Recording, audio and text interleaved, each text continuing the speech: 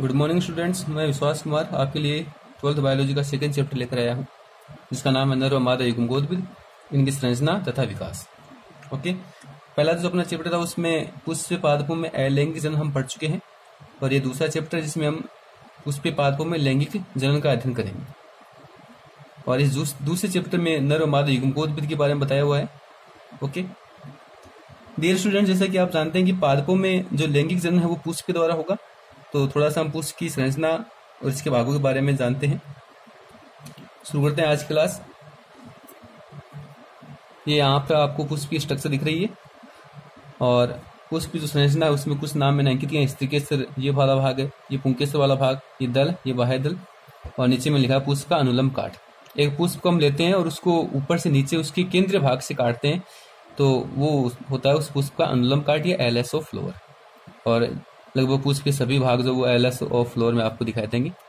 इस प्रकार से पुष्प की स्ट्रक्चर है। इधर में लिखे हैं पुष्प के भाग जो हम 4 पढ़ चुके हैं। बाह्यदल पुंज, जिसकी इकाई बाह्यदल है, ये हरे होंगे, रंग इनका रंग हरा है, जो प्रकाश संश्लेषण का काम करते हैं। बाह्यदल का और भी काम है, जब पुष्प कलिका अवस्था में होता है तो ये बाह्यदल पुंज या बाह्यदल जो पुष्प के जो आंतरिक भाग है, दलपुंज, पुंमंग, जायंग, इनकी सुरक्षा का काम बाह्य दलपुंज का होता है। ये एक चक्कर के रूप में पुष्प के बाहर की ओर पाया जाएगा। फिर दूसरा भाग हम लेते हैं दलपुंज, ये बाह्य दलपुंज के अंदर होगा, जिसकी इकाई दल है। ये पुष्प को रंगीन बनाते हैं, जो भी कलर पुष्प का है वो दल की वजह से होता है। ये पुष्प को आकर्षक बनाएंगे, परागण में हेल्प करेंगे। तीसरा भाग हम लेते हैं पुंमंग, जो दलपुंज के अंदर की ओर होगा, ये भी एक चक्कर के रूप में पाया जाएगा, जिसकी इकाई पुंकेसर है। पुंमंग या पुंकेसर को हम यहाँ पर पुष्प में नर जननांग कहेंगे। पुंकेसर जो है वो यहाँ पर लघु बीजाणु और परागणों का और नर युग्मकोद्भिद का विकास करेंगे। चौथा भाग जायंग, जो पुष्प के केंद्र में होगा। इस तरीके से इसकी इकाई है, या इसको अंडक भी हम कह सकते हैं। जायंग मादा जननांग का काम करेगा। पुष्प में आप देख सकते हैं ये सबसे केंद्र वाला जो भाग है वो जायंग है, इसकी इकाई इस तरीके से है। ये पुंकेसर यहाँ पर 1 2 3 4 4 है, जो पुंमंग का निर्माण करेंगे। एक पुंकेसर ये यहाँ से यहाँ तक का भाग है, जो नीचे पुष्पासन से जुड़ा रहता है। पुष्प के जितने भाग हैं, 4 भाग हैं, वो पुष्पासन से नीचे जुड़े रहते हैं। और पुष्पासन के नीचे होता है पुष्प वृंत वाला भाग, जो शाखा या टहनी की पर्व संधि के साथ जुड़ा रहता है। ओके, पुष्प के 4 भाग हम 4 चक्र के रूप में पढ़ते हैं। बाह्य पुंज, जो दलपुंज को हम पुष्प का सहायक चक्र कहते हैं, और पुंमंग व जायंग को हम पुष्प का लैंगिक चक्र और आवश्यक चक्र या जनन चक्र कह सकते हैं, क्योंकि जनन का जो कार्य है वो यहाँ इन पुंमंग व जायंग अर्थात पुंकेसर व स्त्रीकेसर के द्वारा होगा। ठीक है, चलो यहाँ तक अपने पुष्प की बात हो गई। ये थोड़ा सा हमने पहले चैप्टर में पढ़ा था। आगे हम बात करते हैं नर युग्मकोद्भिद के विकास के बारे में बात करते हैं। अगला अपना टॉपिक नर युग्मकोद्भिद की संरचना और विकास किस प्रकार से होगा, structure and development of male gametophyte. तो इससे संबंधित जो संरचनाएं हैं वो हम पढ़ते हैं। जैसे यहाँ पर पुंकेसर है, लघु बीजाणुधानी है, वह परागकण है। नर युग्मकोद्भिद के विकास में इन सभी संरचनाओं के बारे में हम पढ़ेंगे। पुंकेसर आप पढ़ चुके हो कि पुंमंग की जो इकाई है वो पुंकेसर है। एक पुंकेसर जो है उसकी संरचना इस प्रकार की है। ये पुंकेसर है, इसका ऊपर वाला भाग परागकोश है, बीच ये यहाँ से यहाँ तक का जो भाग है ये भूतंतु है। भूतंतु नीचे पुष्पासन के साथ जुड़ा रहेगा यहाँ पर। ओके, एक तीसरा भाग है योजी, इसको कनेक्टिव कह सकते हैं। ये परागकोश और भूतंतु को यहाँ पर जोड़ने का काम करता है, जो अंदर की ओर होता है। तो बाहर से तो आपको परागकोश और भूतंतु 2 ही भाग दिखाई देंगे, योजी जो होगा वो अंदर की ओर पाया जाएगा। ओके, चलिए ये पुंकेसर बना हुआ, जो यहाँ पुंमंग की इकाई है, नर जननांग का काम करेगा। पुंकेसर की संरचना अपनी हो गई। अब पुंकेसर में सबसे पहले हम बात करते हैं परागकोश की। इस परागकोश में आपको 2 खंड दिखाई दे रहे हैं, 2 भाग दिखाई दे रहे हैं, 1 और 2। ये दोनों भाग जो है एक पाली को प्रस्तुत करेंगे, एक पाली को रिप्रेजेंट करेंगे। तो ये 2 पालियां आपको दिख रही है। तो यहाँ पर परागकोश जो हम कह सकते हैं, ये परागकोश कैसा है, द्विपालित है। ओके, यहाँ पर प्रत्येक इसकी जो एक पाली जो है, एक पाली की हम बात करते हैं, एक पाली की हम बात करें तो इसमें अंदर की ओर 2 कोष्ठ पाए जाते हैं। एक पाली में 2 कोष्ठ या 2 चेंबर पाए जाते हैं।